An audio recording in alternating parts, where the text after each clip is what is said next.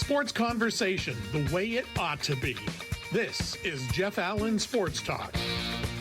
All right, it was becoming a tradition following March Madness, where we recap everything about college basketball, UCF, and more.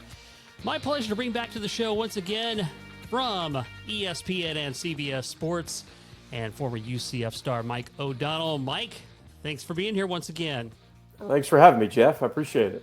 Yeah, it's have you had a chance now to exhale after all the basketball you've watched and covered throughout the month of March all the way through the Final Four? Have you had a chance to?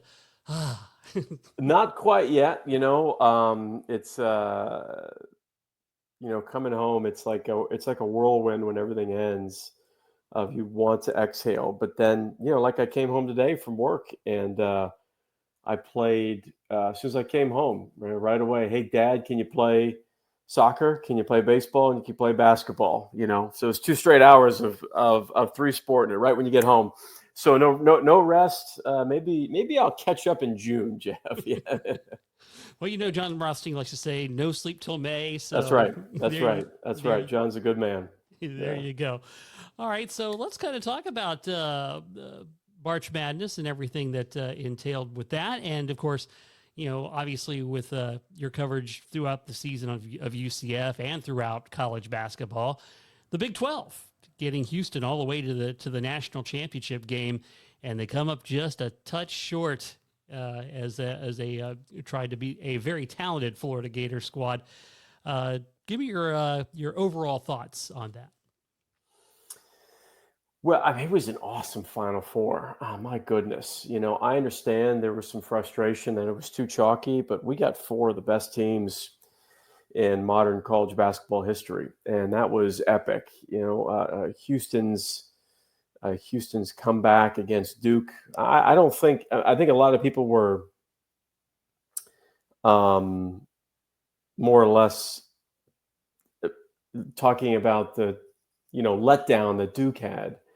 But I thought that was way more of a comeback of culture versus like a collapse of talent. And I thought Houston's culture just outworked Duke. And it was interesting. I'm going to butcher this a little bit, Jeff. I apologize, but it's going to be close. It was the last 4 possessions for Duke.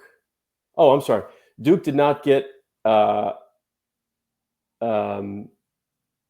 defensive rebounds in a row to finish the game. So the last 4 possessions for Duke defensively, they didn't get 1 defensive rebound. Houston got all 4 of them back, and that was like, to me, was such a perfect embodiment of what that means, what that game meant, and how you just it's impossible to prepare for Houston. It was Kelvin Sampson's best 3-point shooting team he's ever had. It was one of his best defensive teams he's ever had. And man, they get to the championship game. Florida played. I mean, they played phenomenal. They were incredible in that second half, especially in that last 12 and a half, 13 minutes of the second half. Florida's defense was what won them the game. Walter Clayton Jr. didn't do much at all, and I mean, that's a credit to Houston. That's what Houston does. They take away the number 1 option. But Walter Clayton Jr.'s, he was so good leading up to the championship game, right? Just like off the charts good. And it wasn't his offense that he'll be remembered for in the national championship game. It was his defensive possession, that last possession that he had closing out and on Emmanuel Sharp and forcing that turnover. It was one of the best closeouts of the entire NCAA tournament. So, I mean, Florida came back from every single game except for their first game. Last 4 games in the tournament, they came back from essentially double digits. You don't come back from down 12 against Houston because they're a boa constrictor and they just suck the life out of you. But Florida did it. They did it with their defense. And my goodness, one of the best things they did, Jeff, was in the second half offensively, they changed the way that they were playing offensively. And they ran this horns action. Essentially, they stuck their 2 post players at each corner of the free throw line. And they ran, I mean, I'd have to go back and count them all up, but had to be 12 to 15 different types of actions run out of that horn set where it lifted Houston's defense and all their shot blockers away from the rim, and they got layups and backdoor cuts and offensive rebound and extra possessions in the second half. And just a masterful job by Todd Golden of adjusting to how Houston was playing defensively. Yeah, you kind of also could look at the first half of that game, when Houston was, creating tons of turnovers and they weren't quite able to pull away. And, Will Richard helped keep them in the game. While Clayton Jr. was struggling. So you can kind of look back at that first half that, Houston might have been able to pile on more points and make that comeback even harder. Yeah, no question. Will Richard was great. And Clayton, Walter Clayton Jr. was essentially shut out of that entire first half. If you would have said that Walter Clayton Jr. didn't score a point in the first half of basketball, and he doesn't, what did he finish with, Jeff? Was it like 10 or 11 or something like that? 11 points, yeah. Yeah, 11.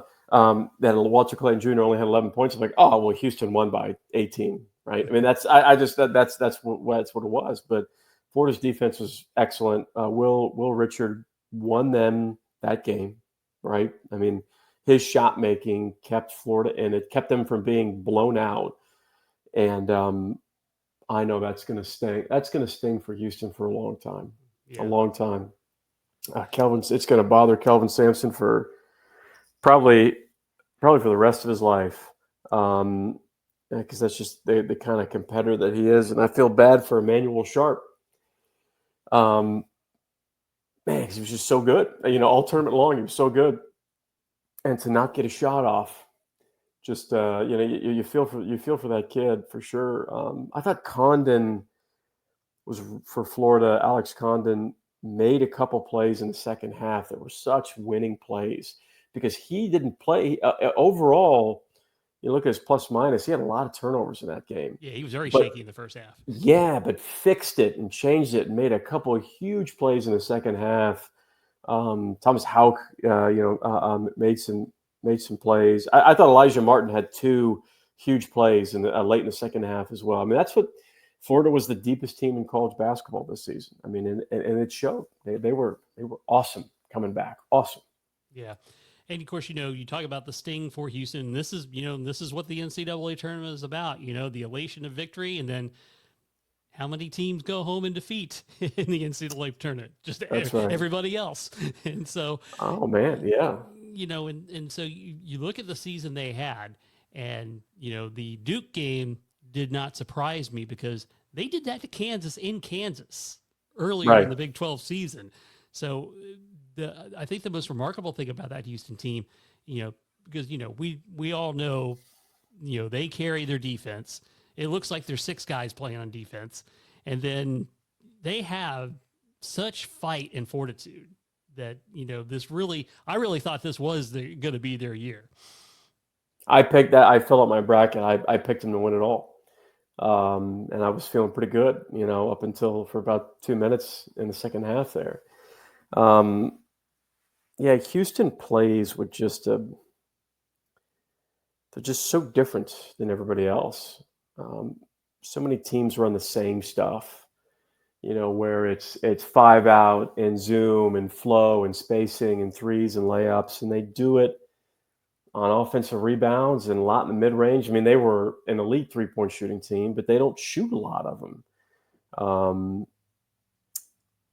And you said that it's like they're playing with six guys out there defensively. You're 100% right. That's how most teams have to practice in preparation. Was because I remember it's one of the teams that I kind of harken back to when you watch them. And Houston's better than these teams, that team. But when we would play Memphis back in the old Conference USA days, Memphis did a full court press, just didn't stop. And it was Chris Douglas Roberts and Derrick Rose. I mean, it was just so exhausting to break. And we didn't have a press break because, well, for a couple of reasons. We had a press break, but I didn't like our press break, so I just would go break it by myself. And once if I kept breaking it, then turn the ball over, Coach Sparrow didn't say anything. So I just would usually abandon it, but it just was more work on me. I just only trusted myself to break that press. But we would practice with 6 guys in preparation. And actually, we did that once when Mike Anderson was coaching UAB and Squeaky Johnson was their point guard. It was a phenomenal point guard. I only played against him in 1 year, but we did that. We did that once with him too. We practiced with like an extra body for maybe like a full court press scenario or a trapping scenario. And that's what you have to do to prepare, because they don't make mistakes. If they do make a mistake, it's covered up with their effort. Every single guy boxes out. Nope. There's a total unselfishness and connectivity that it's really hard to replicate with your scouting team. Yeah, and of course they also block shots too. Yep. In addition to all that, so That's right. That's right. So it is incredible. And do you think what their prospects are for next season? They've won the Big 12 back-to-back years now. Do you see them being the favorites to do that again? Yeah, if Milos Uzan comes back, yeah, because he declared for the draft. I think he'll come back. If I had to guess, I have to go down. I haven't yet, so I apologize, but I haven't gone through the draft boards yet, but I will. But if I just had to guess, you're asking me, and I was like, yeah, he's an NBA player. He was probably a mid to late second round draft pick, potentially even undrafted, depending on how he does and workouts and all that stuff. I mean, if you go with the assumption that he's coming back, then that means Milos Uzan, he'll be at worst, he's a top 5 point guard in college basketball. Emmanuel Sharp will be back, and Tugler will be back. And they also have a top 5 recruiting class in the country on top of that. So Houston's going to be, and they have Pop Isaacs too, who's just a lethal 3-point shooter. Pop Isaacs came from Texas Tech. He was at Creighton last year, but he fought a lot of injuries. Now he's over at Houston. Man, they're going to be really good again. And you say that with, you have to make the assumption. It's the only way to talk about Houston basketball. You have to make the assumption that those guys coming back are not going to be the same players. Every single guy on that roster, inside that culture, you don't have a choice. You either get better or you leave, right? And nobody really leaves. Everybody gets better. Juwan Roberts got better. Jamal Shead, nobody talked about Jamal Shead his first 2 years. Yep. Nobody did, right? Nobody talked about Emmanuel Sharp. Look at what Uzan did his first 5 or 7 games of this past season. He was getting crushed. Nobody thought he was any good. Nobody thought he was going to be able to help the team out. And then he figured it out, because that's what you do at Houston. You figure it out. And so if those 3 guys come back, plus that top 5 recruiting class and Pop Isaacs, yeah, I think you're looking at, a preseason top 3 team. There's going to be a lot of preseason number 1 hype for Houston, and rightfully so. But I do think that there's an asterisk there. That's if Uzan comes back. If he comes back to Houston. Okay. All right. So, of course, once again, March Madness, you were doing a lot of work with CBS Sports HQ, covering the NCAA tournament. Tell me about your experience doing that this year. Oh, it was great. I did it. I had the opportunity to do that for the first time last year, and that was really cool. It was a great experience for me. I didn't have much experience in studio work, and it's a different side of the brain for me. It's actually it's way harder for me doing studio than calling the game.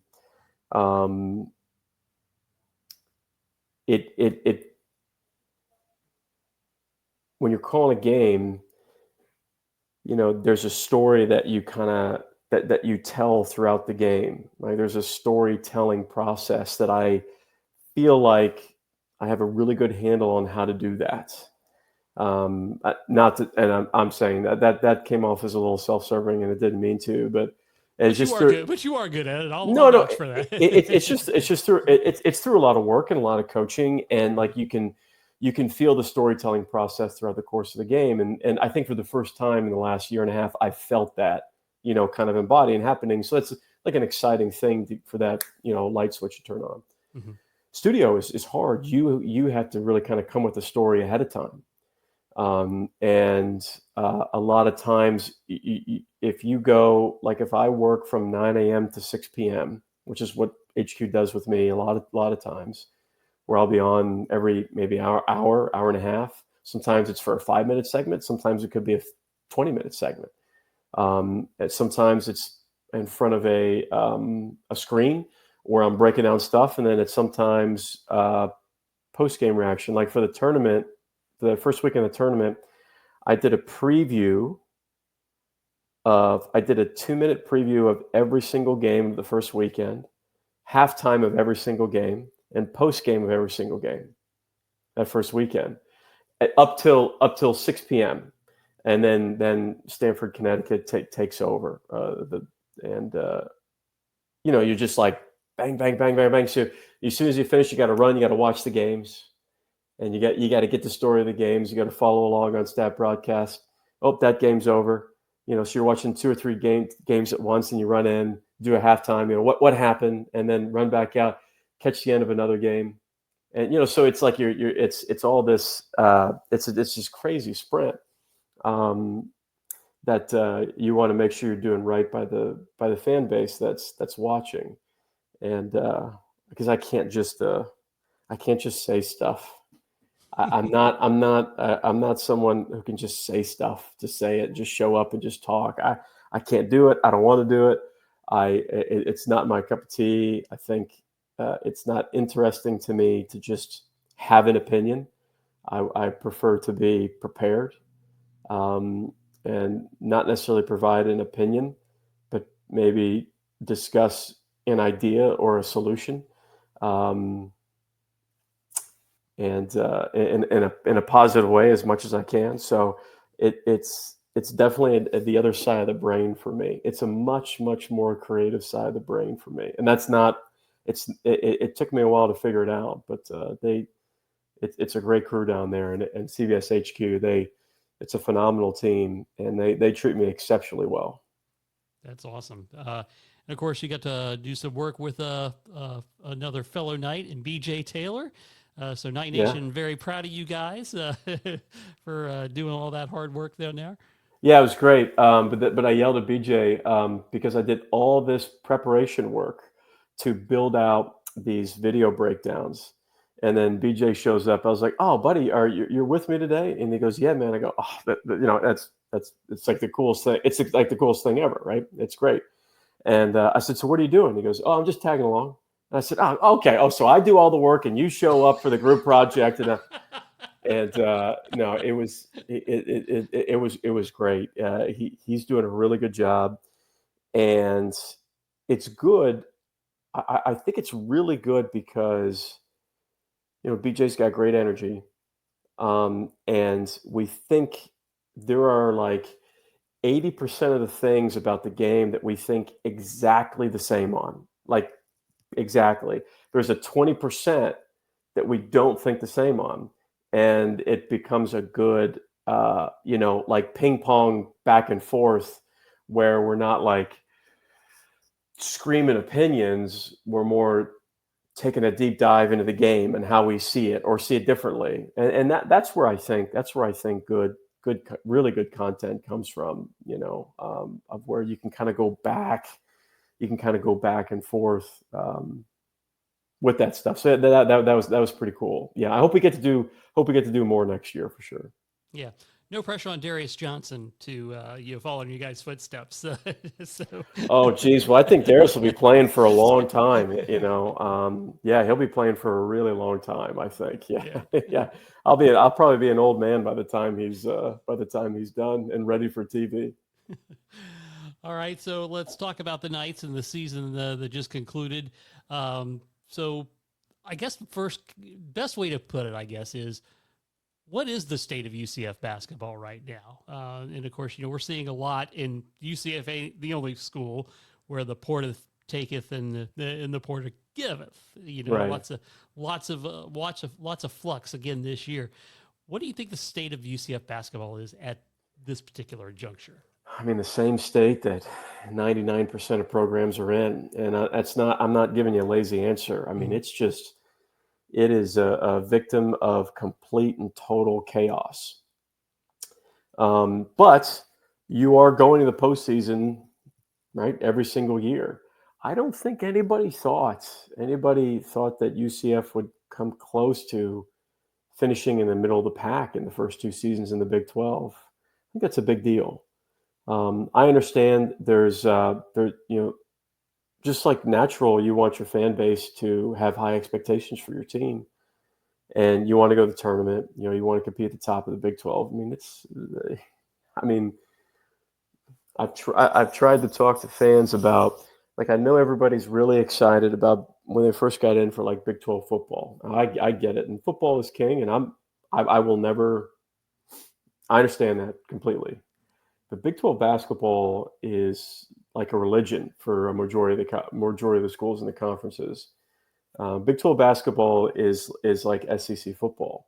And so you're stepping into in the last 10 years of college basketball, it is the best conference in college basketball. And it just got better by the additions that happened in the last 2 years. I think the turnover is frustrating. I get it. I think Coach Dawkins would say, I mean, it's not enjoyable. It's not enjoyable for any coach. It's not enjoyable for Bruce Pearl. It's not enjoyable for Johnny Dawkins. But, he's going to say what he should say. And he is a guy who believes in what he says. Like, well, we still have to find a way, right? You got to find a way to be competitive. But the way that Dawkins creates, I think it's really interesting this year that, essentially both years, your preseason expectations, not from UCS perspective, from the outside, like, I don't know how this is going to work, right? 2 years ago, you essentially picked last, and this past year, I can't remember. You remember, Jeff, what they were picked preseason this season? I want to say just below the middle of the pack. Yeah. Yeah. Probably below the middle of the pack, and it really is. I think that things could have gone sideways really quickly with any other coach entering into the Big 12. It's a gargantuan leap. And I think that there's going to be frustration naturally from any fan base. But, man,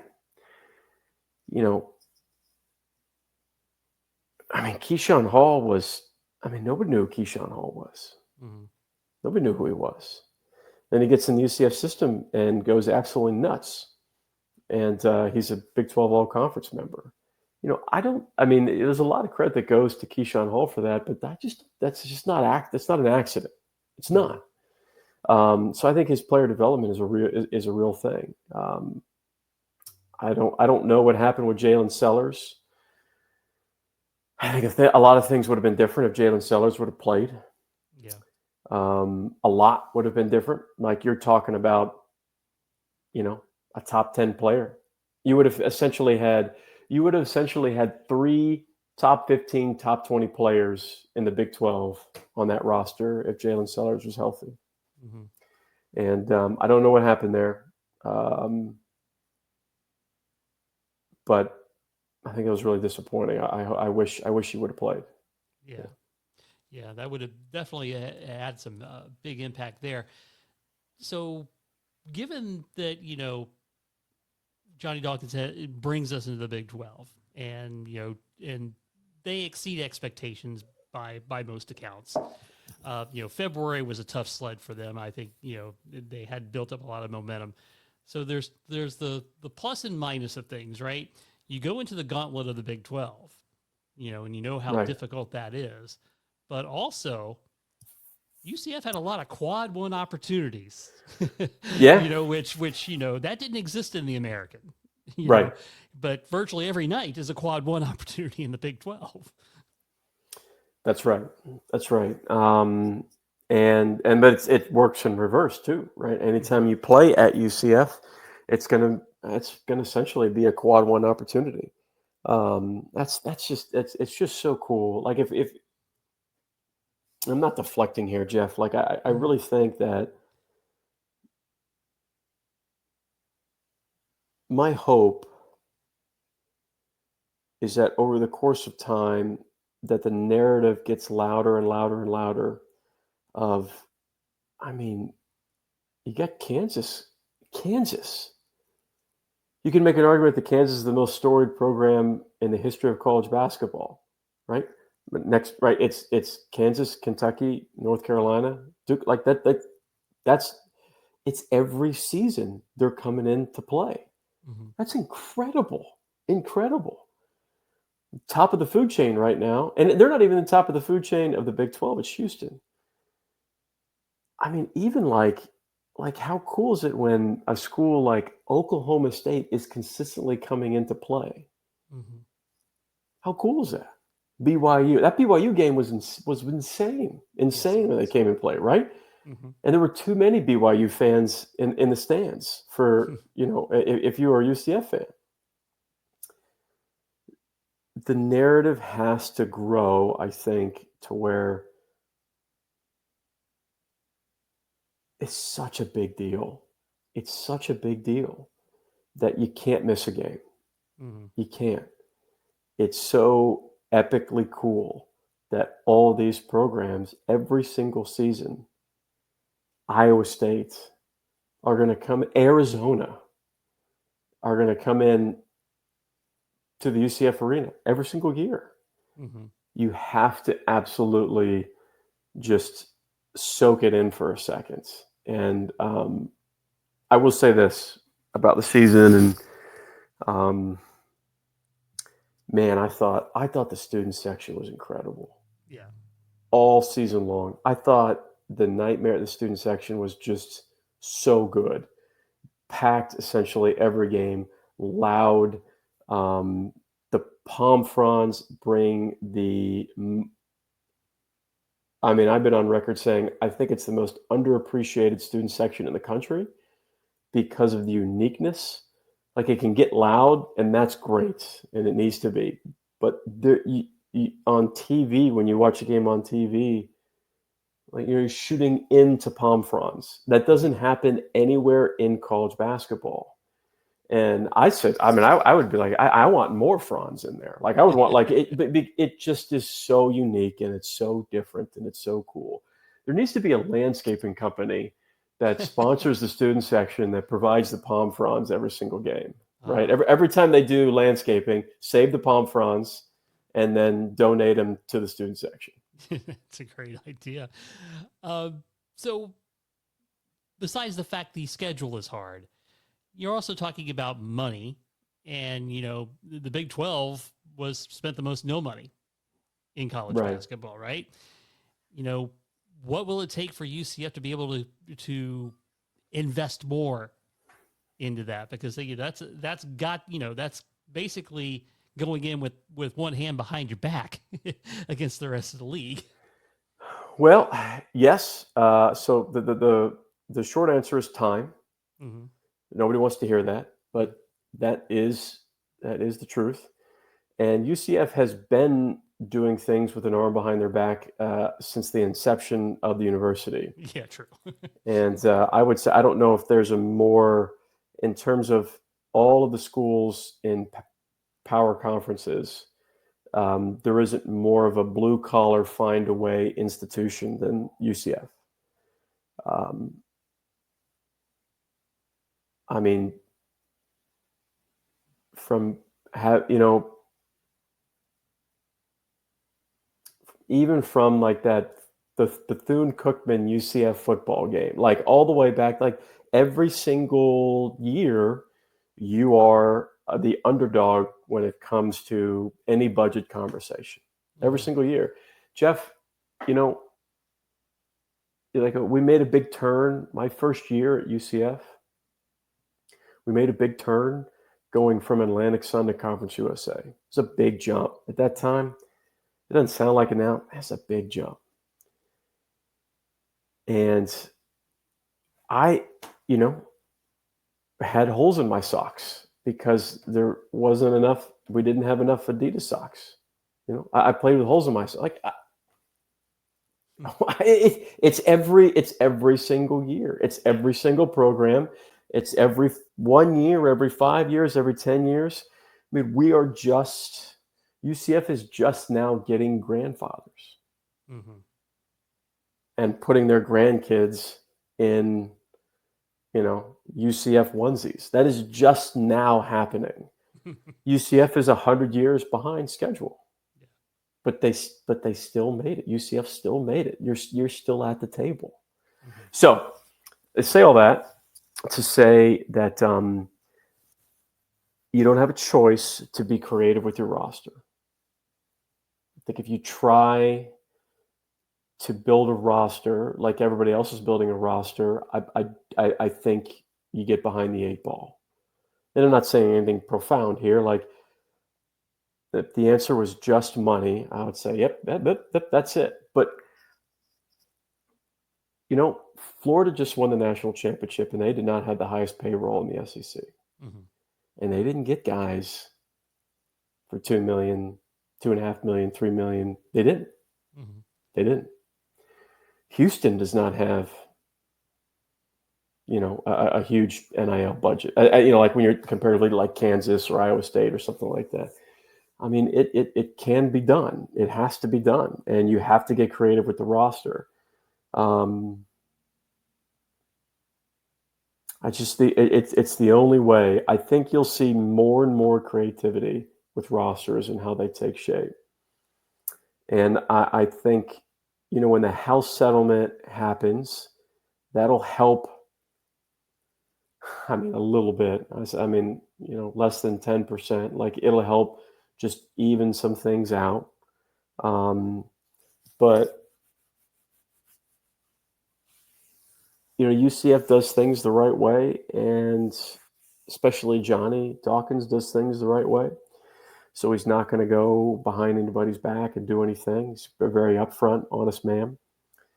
And I greatly respect that. And, Congress, I cannot believe I'm saying this, like, Congress has to get involved and be a part of giving some type of rule-based authority to the NCAA to where you can just enforce something.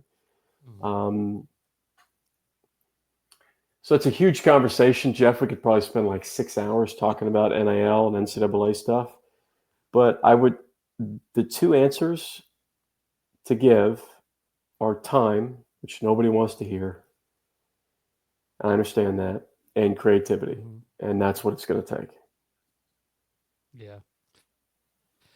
Well, it's lots of interesting things that take place in that. And of course, money also was kind of a factor in the brand new college basketball crown tournament, which UCF got to participate and made a terrific run in that tournament. I guess playing for scratch does help motivate a little bit there, especially when it's right there in front of you. They played great. Definitely shorthanded. I don't know if I can. Yeah, they were definitely shorthanded. I don't know if I can actually adequately explain how good they were, because I unfortunately did not get a chance to watch them as much as I wanted to. But I do know, going back and watching some of the film, that offense was what I think the offense was supposed to look like for the majority of the season. And I thought they played very unselfish.